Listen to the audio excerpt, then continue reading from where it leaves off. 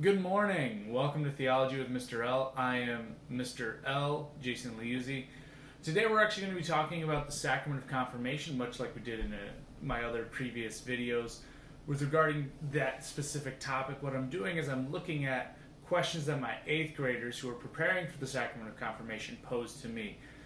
What I'm going to be doing, specifically covering the topic of sponsors, I'm going to have a number of videos.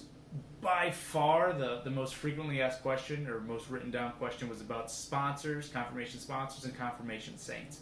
So I'm going to take a number of videos and kind of unpack a lot of those different questions, just kind of taking bits and pieces of all of those kind of questions and kind of addressing them as I feel they kind of work together and that kind of a thing. So anyway, the question I'm going to answer today, there's actually two. And the question is, what are confirmation sponsors for? And the other is, what is a good confirmation sponsor? All right, both very valid questions, right? So let's first understand, well, why do we have sponsors, right? So how I posed it was, well, what is the purpose of the confirmation sponsor? Why do we have them?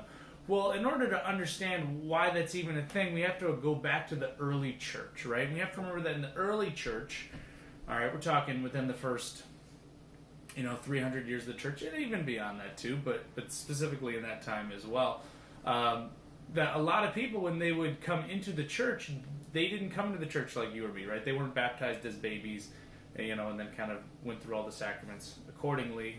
After that, a lot of people, when they entered the church, they entered as adults. And so when they entered the church, they would receive all of the sacraments of initiation, right? That's baptism, Eucharist, confirmation, right? All of those sacraments, they'd receive them all at once, right?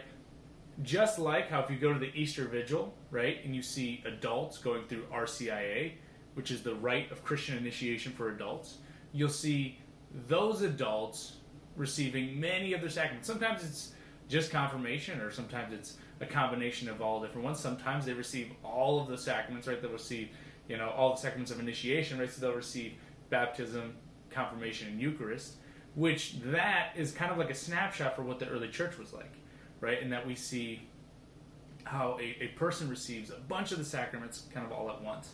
Now, why am I talking about this? Well, what other sacrament besides confirmation has a sponsor?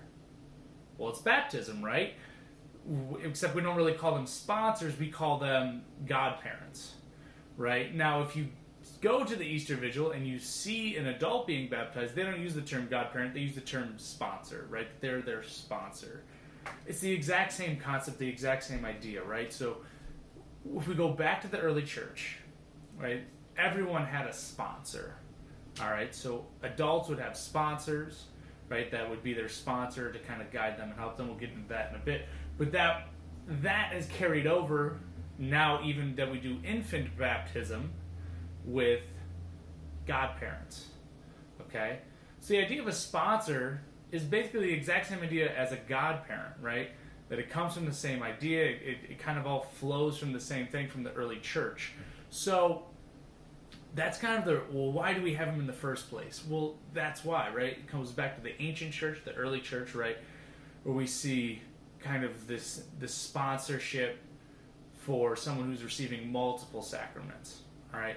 In our understanding today, we can still grasp that, right? Babies have godparents when they get baptized as infants, high schoolers, middle schoolers, whatever. When they receive confirmation, okay, they have a sponsor. It's the exact same concept. So why do we have them? Well, that's kind of the why, historically speaking. So let's kind of now look at the purpose of a sponsor, though, right? Like, okay, now I understand why that's a thing, but like, what does it do for me? Which, it's a fair question, right? Like, what is the purpose of the sponsor for you? Simply put, as I put on the board here, right, sponsors are called to be our earthly role models and guides for holiness, right? That's, back to the early church, right? They would partner you up as a non-Christian with someone who was a Christian, who was walking and living out their faith, right? Walking the walk, talking the talk. They would partner you with them so you could see like, oh, that's how I do it, right? because it wasn't necessarily obvious, right? And it was also secret, and it was a lot of other things to consider too, right? And so being able to watch someone live out their faith had a profound impact on people, right? I mean, it still does, obviously, but there's something in that as well, right? So when we're thinking about, okay, my sponsor, what is their purpose? Well, it's simply that, right? That your sponsor should be someone who is a role model to you and a guide for holiness. And I don't necessarily mean a role model in the same way that there's someone you look up to, like how we might look up to an athlete, or we might look up to our favorite YouTubers like Mr. L, or we might look up to, esports players and, athletes and all these other things, right? That, like, yes, we can have role models and people who, exemplify really good values or things that we really like, or people that we find really exciting to kind of follow and things like that. But we don't just mean that. Like, we don't just mean like, oh yeah, Uncle Steve is really cool. I really like him. He's super funny. He's a great role model. Like, Uncle Steve might be a great role model, but, like, do you like him just because he's funny? Or do you see him as a role model because he's an example for holiness? And it's that second thing that's really important, right? That your sponsor should be an example of holiness to you.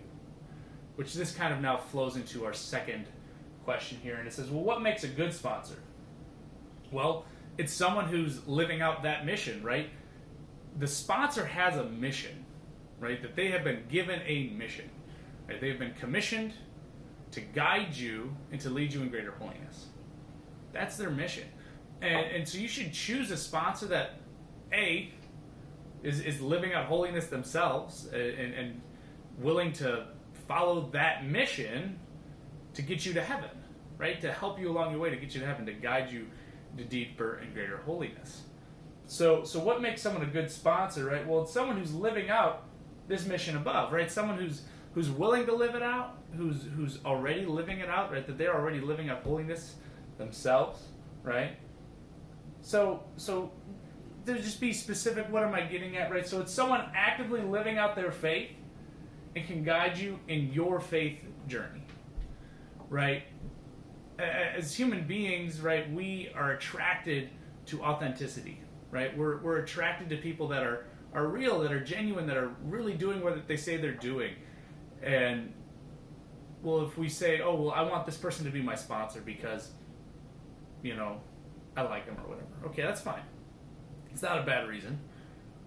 But then, like, are they going to fulfill that mission? Like, are you going to be able to look to them as an example for holiness? Are they going to be able to fulfill that kind of responsibility? And that's a tough question, and I get it. There's a lot of people in our lives who we think, oh, I bet they'd be so fun to be my sponsor. They'd be really proud to be my sponsor. And it's like, that's really great. But, like, are they really the best possible person to be your confirmation sponsor? And that's a really tough choice. I'm not saying this is an easy choice. I'm not saying that this is something that you could just casually approach. This is something that absolutely should be taken to prayer. We'll talk more about kind of how to choose a sponsor and things like that kind of going forward. But I do want to focus a little bit on that right now as well, and just kind of saying, like, just simply put, like, your sponsor, their role, their purpose, what makes them a good sponsor? Well, it's just simply this. Are they living out their faith? When you think about them, what are some of the first things you consider and you think about? What are the first things that pop into your head? Are they someone that you know is going to push you to greater holiness? Are they someone that you know is actively living out their faith? And that doesn't just mean they go to Mass on Sundays. I mean, obviously that's important. But, I mean, are they living out their faith every other day of the week? And these are serious questions, right? I mean, this is a serious sacrament, right? Especially if you're receiving it, in middle school, high school. It's an opportunity a lot of times for you to kind of start making some serious decisions and kind of gaining some responsibility, right? Which is something that every middle and high schooler so greatly desires. Well, this is an opportunity to be responsible and to really consider, well, is this person the best possible choice for me? Is this someone that I look up to? Is this someone that not only I look up to kind of in a worldly sense, but in a spiritual sense? Is this someone that I know is going to push me to greater holiness and to help me desire greater holiness in my own life? So these are all things to consider. The last thing I want to leave you with here is a scripture passage from Luke, the Gospel of Luke, chapter 10, verse 1. And I think it kind of greatly illustrates for us and more clearly illustrates for us kind of that purpose of the sponsor given to us by Christ. So it's Luke 10, 1, and it says this. After this, the Lord appointed 70 others and sent them ahead of him, 2 by 2, into every town and place where he himself was about to come. Now, I can continue on. There's a lot more there, obviously. I'm just picking out one bit. But what do we see here, right? It's this idea that Christ sends out his disciples 2 by 2. We see this later on in Acts of the Apostles, right? When they're sent in twos. Well, why is that? Well, because living your faith is really tough by yourself. Living out your faith is really tough. It's really difficult, right? We all know that. It's certainly not impossible. It's certainly, not overwhelming. But if we're doing it by ourselves, it's a lot more difficult. So you have an opportunity in the sacrament to choose a physical, human, earthly person to be your guide. To be someone that walks with you. To be someone who goes out 2 by 2 with you.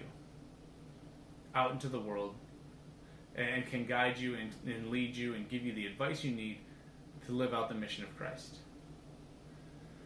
I hope you guys enjoyed today's video. As I said, this is the first of many videos covering this topic and covering other topics. I hope you guys subscribe. I hope you guys throw something in the comments, hit like, all that good stuff.